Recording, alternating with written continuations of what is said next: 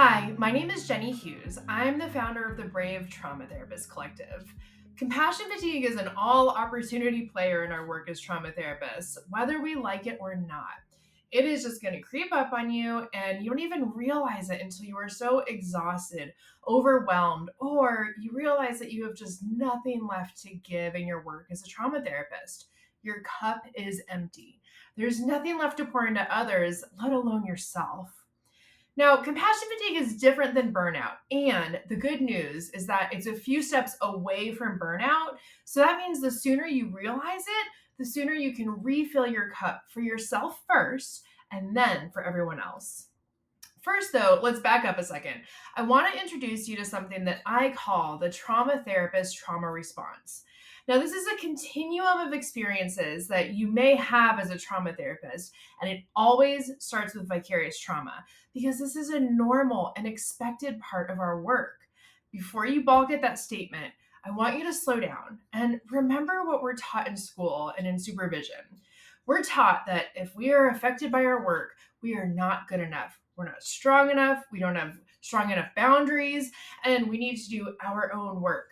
Now, I'm never going to argue with doing our own work, but I am so sick of vicarious trauma, aka countertransference, limbic countertransference, being human, used as a weapon against us in our work.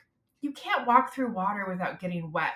So, why would we expect to not be affected by our work as trauma therapists? Okay, rant over. Back to the trauma therapist trauma response. As you can see here, it starts with vicarious trauma. Again, a normal and expected part of our work. Vicarious trauma happens because we care. It's what happens when we empathize deeply with our clients and hold space for their pain. If we didn't have tools and support to manage vicarious trauma, the next thing that happens that you can see here is compassion fatigue, the empty cup syndrome. Left unchecked, compassion fatigue continues down the line to secondary traumatic stress, where you're experiencing PTSD like symptoms, but they're caused by your work as a trauma therapist. And then ultimately, you see down here at the bottom burnout, where you need to jump ship and leave the profession just to save yourself. Now, I know this is a lot, but the good news is that we can catch this process early, and compassion fatigue does not have to lead to burnout if you know your warning signs and what you need to manage it. So, how do you know if you're moving into compassion fatigue? Here's a few things to look out for. First, you start feeling emotionally numb or detached from clients in your work. Another sign could be that small things are irritating you more than usual. That's a big red flag for me. Of course, compassion fatigue can lead to feeling exhausted, even on weekends or after days off.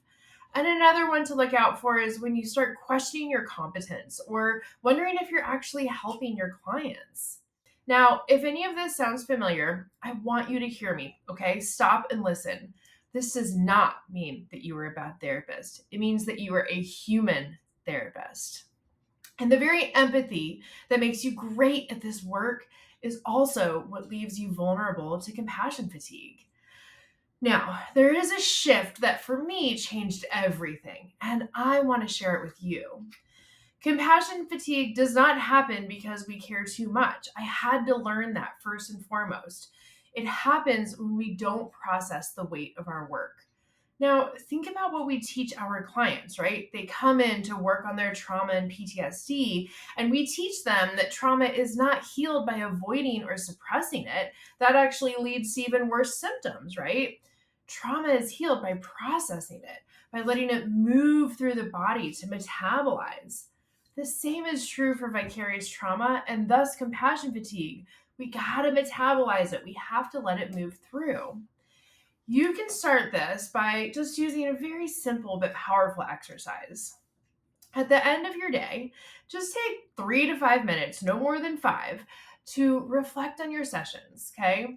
Ask yourself first, what stuck with me today? What am I still aware of? Then, where am I feeling that in my body? And what's one thing that went well in my sessions today? That's the most important question to ask, okay? This practice is going to help you release the weight of vicarious trauma and compassion fatigue while reinforcing the positive impact that you're having in your work. It's not about ignoring the hard stuff, it's about making space for the full picture. And now, one last thing. I want you to know that I really truly believe that compassion fatigue is a misnomer. It implies that our compassion has been sucked dry, when in reality, it feels so good to express and share compassion to others. And the more we do that as trauma therapists, the more rewarding our work. Now, if you're ready to better understand the impact of your work and how to prevent compassion fatigue, I made a free vicarious trauma tracker and bonus mini course that's going to walk you through exactly how to do this. It focuses in on vicarious trauma because that's the top of the trauma therapist trauma response, right? And, even if you're already experiencing compassion fatigue, secondary traumatic stress, or even burnout, beginning with vicarious trauma will help you reach your goal of returning to the love you have for this work. The tracker is a simple but really powerful tool that's going to help you reflect, reset, and reclaim your energy. You can download it and get the course using the link in the description below. Thank you so much for watching, and we'll see you next time.